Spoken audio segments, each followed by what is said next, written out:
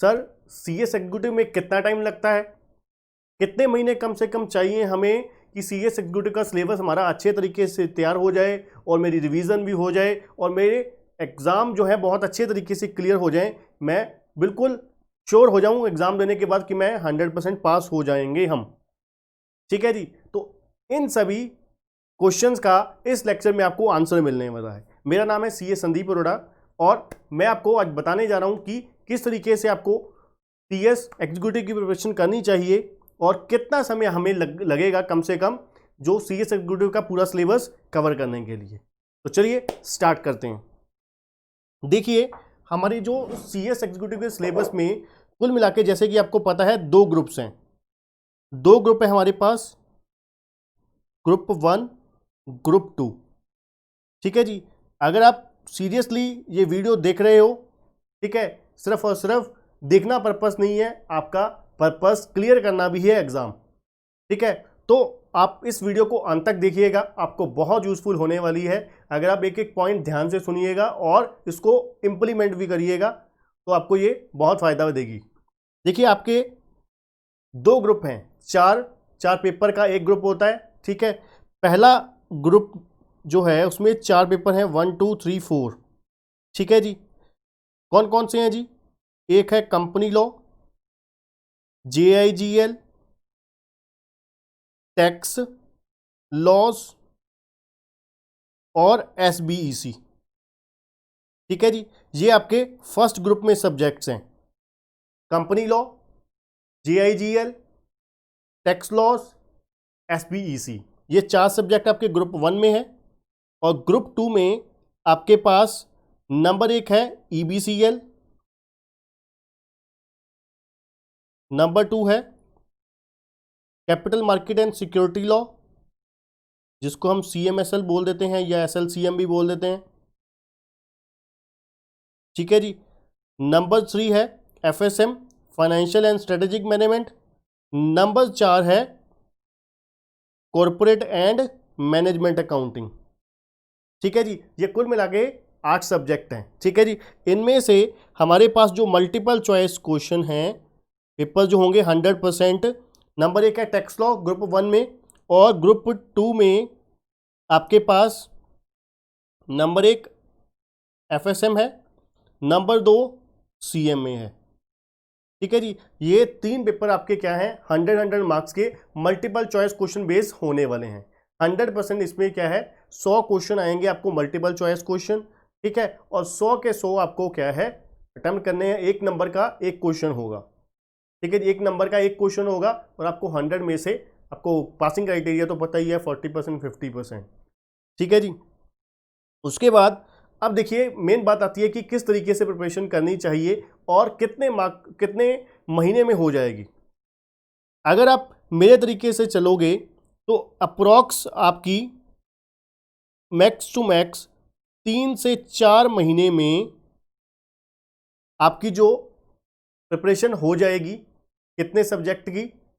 सभी सब्जेक्ट की, 8 सब्जेक्ट की, मतलब बोथ ग्रुप की जो आपकी तैयारी है 8 के 8 पेपर की 3 से 4 महीने, मैक्स टू मैक्स 4 महीने ले लीजिए। ठीक है जी, वो कैसे? चलिए सबसे पहले मैं चाहूँगा अगर आपका प्रैक्टिकल स्ट्रांग है, अगर आपका प्रैक्टिकल बहुत अच्छा है या अच्छा है, क्योंकि CS में जो मोस्टली स्टूडेंट होते हैं उनका थ्योरी पोर्शन जो है वो स्ट्रांग होता है, प्रैक्टिकल पोर्शन थोड़ा सा वीक होता है, ये कड़वा सच है। ठीक है जी, तो आपको पता है प्रैक्टिकल सब्जेक्ट में सबसे ज़्यादा हमें प्रैक्टिस की जरूरत होती है। प्रैक्टिकल सब्जेक्ट में सबसे ज़्यादा प्रैक्टिस की जरूरत होती है, क्योंकि प्रैक्टिकल में क्वेश्चंस हैं, क्वेश्चन जब तक आप सॉल्व नहीं करोगे तो आपको कॉन्फिडेंस नहीं आएगा, कॉन्फिडेंस नहीं आएगा तो आप एग्जाम में बिल्कुल निश्चिंत होके एग्जाम देने नहीं बैठ सकते। ठीक है ना, तो बच्चे सोचते हैं कि भाई कोई ना कोई ट्रिक मिल जाए, कोई जादू की छड़ी मिल जाए। जादू की छड़ी प्रैक्टिकल में कभी नहीं होती, क्योंकि मैं आपको इसलिए इस बहुत ज़्यादा कॉन्फिडेंट होकर बता सकता हूँ, क्योंकि मैं पिछले काफ़ी सालों से सिर्फ और सिर्फ प्रैक्टिकल सब्जेक्ट ही करवा रहा हूँ। आपको पता है ये तीनों सब्जेक्ट हैं, ये मेरे पास हैं, कौन प्रैक्टिकल जो आपके मल्टीपल चॉइस क्वेश्चन वाले हैं। ठीक है, और बाकी जो सब्जेक्ट हैं जैसे कि कंपनी लॉ है, JIGL है, SBEC है, कैपिटल मार्केट है और EBCL है, ये सारे सब्जेक्ट कौन पढ़ाते हैं? CA जगदीप अरोड़ा सर पढ़ाते हैं। ठीक है जी, हमारे केसीसी ट्यूटोरियल में। जैसे कि आपको पता है हमारे पास सीएस एग्जीक्यूटिव की फुल लेक्चर्स जो हैं अवेलेबल हैं। ठीक है जी, तो चलिए बात करते हैं 3 से 4 महीने में आपका जो सीएस एग्जीक्यूटिव का पूरा सिलेबस है बड़े अच्छे से खत्म हो जाएगा। ठीक है, सबसे पहले नंबर 1, आपको कौन से सब्जेक्ट की तैयारी शुरू करनी है। आपको एक टाइम पे 2 सब्जेक्ट चलाने हैं, एक टाइम पे 2 सब्जेक्ट चलाने हैं। मान लीजिए आपने एक प्रैक्टिकल पकड़ लिया, जैसे कि मान लीजिए कॉर्पोरेट एंड मैनेजमेंट अकाउंटिंग के साथ आपने सिलेबस शुरू कर दिया अपना, कॉर्पोरेट एंड मैनेजमेंट अकाउंटिंग। ठीक है जी, उसके साथ आपका कौन सा सब्जेक्ट होना चाहिए, ये सेकंड ग्रुप का है शुरुआत, पहले प्रैक्टिकल जिनका, ठीक है। उसके साथ आपका capital market and security law. ठीक है जी, ये 1 महीने में हो जाएगा, मैक्स टू मैक्स 1 महीने में दोनों सब्जेक्ट आपके एक तरफ हो जाएंगे। दूसरे नंबर पर आपको देखिए सबसे जो ज़्यादा सिलेबस है वो किस चीज़ का है, EBCL का है। सबसे ज़्यादा सिलेबस जो है वो EBCL का है। ठीक है जी, बट हमें सेकंड नंबर पे EBCL नहीं करना। ठीक है, क्योंकि देखिए पहले वो सब्जेक्ट हमेशा करने चाहिए जिसमें सिलेबस कम है। सिक्योरिटी लॉ में सिलेबस कुछ ज़्यादा नहीं है, कॉर्पोरेट में भी सिलेबस कुछ ज़्यादा नहीं है।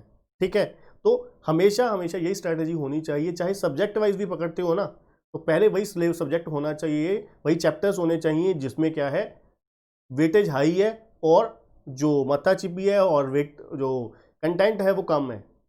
ठीक है, जिससे क्या है हमारा कॉन्फिडेंस बिल्टअप हो जाता है, सब्जेक्ट के लिए कॉन्फिडेंस बिल्टअप हो जाता है। अब देखिए दूसरे नंबर पर हमें क्या करना है, नंबर 1 FSM चलाना है और साथ में एक थ्योरी सब्जेक्ट चलाना है। ठीक है, थ्योरी सब्जेक्ट आप ग्रुप 1 का चला सकते हैं, JIGL। अब कारण क्या है इसका, मैं किस लिए, क्या स्ट्रेटेजी मेरे दिमाग में क्या सोच है जो मैं आपको CMA के साथ, कॉर्पोरेट एंड मैनेजमेंट अकाउंटिंग के साथ सिक्योरिटी लॉ करवाना चाहता हूं और FSM के साथ सजेस्ट करता हूं कि आपको JIGL करना चाहिए। क्यों, क्योंकि एक तरफ इजी एक तरफ डिफिकल्ट।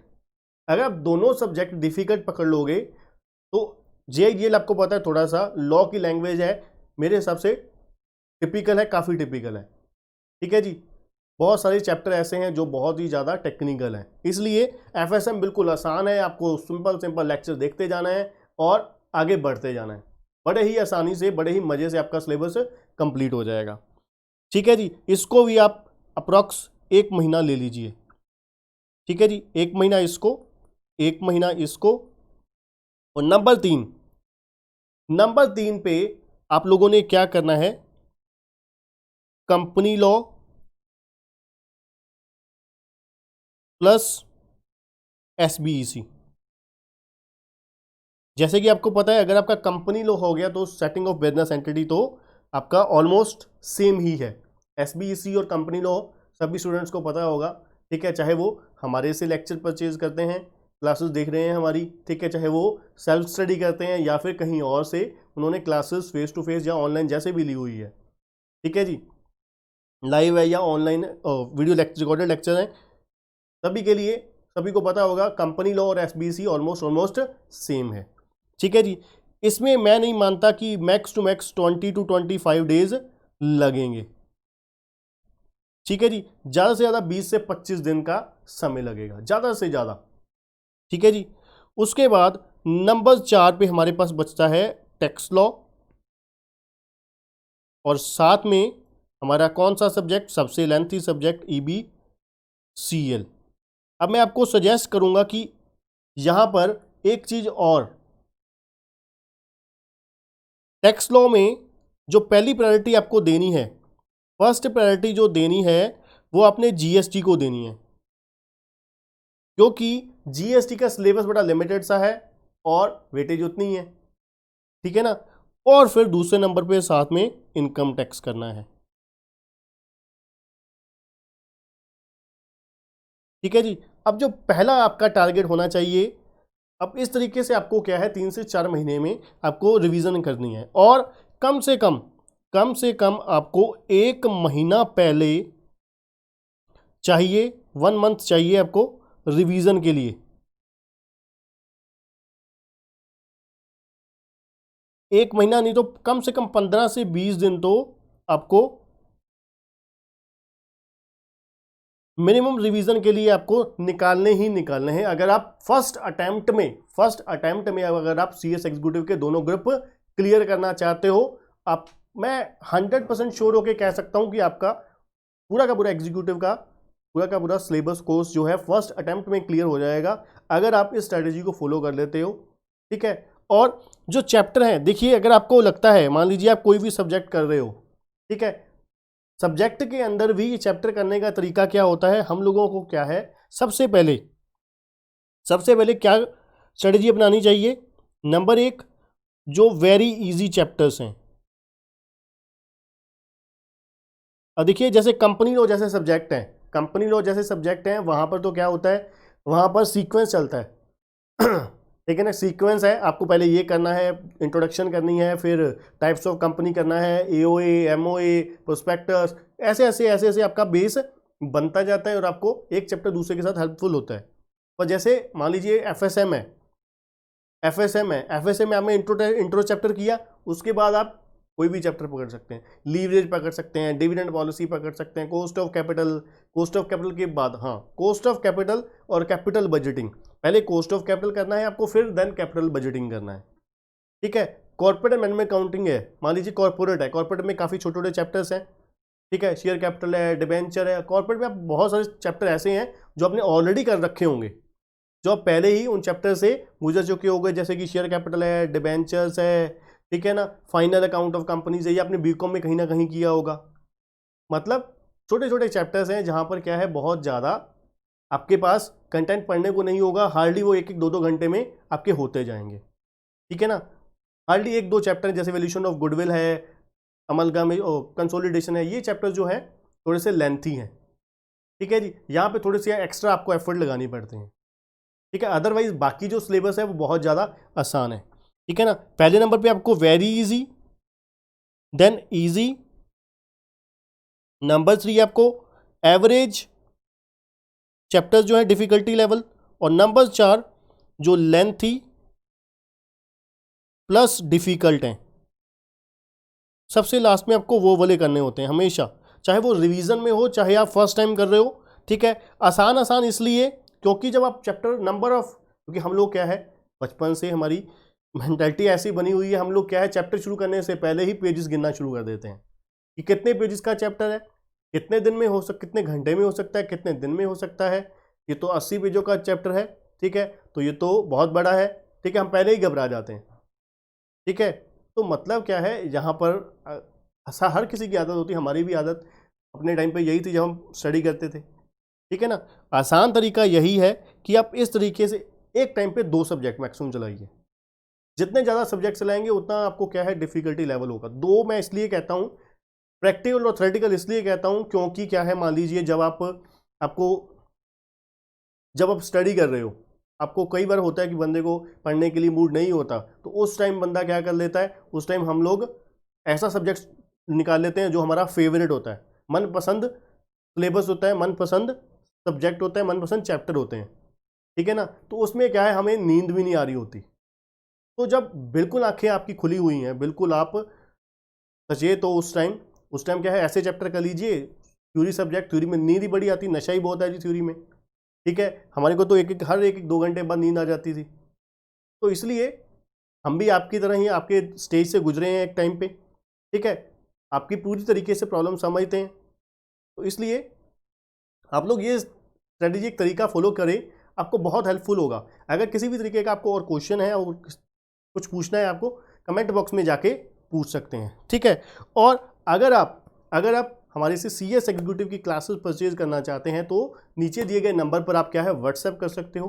ठीक है, क्लासेस जो है बहुत ही ज़्यादा अफोर्डेबल प्राइजेस में हैं, बहुत ही अच्छे कलरफुल नोट्स के साथ आपको अवेलेबल होंगे, और विद चैप्टर वाइज MCQ आपको साथ में मिलेंगे। हर सब्जेक्ट के जो हमारे 3 सब्जेक्ट हैं, आपको पता है, FSM, CMA और टैक्स लॉस, इन तीनों में 300 मार्क्स हैं आपके पास। ठीक है, और बहुत ही ज़्यादा अच्छी अपॉर्चुनिटी है आपके पास एग्जाम को इन तीनों सब्जेक्ट की मदद से पूरे के पूरे बोथ ग्रुप क्लियर करने के लिए।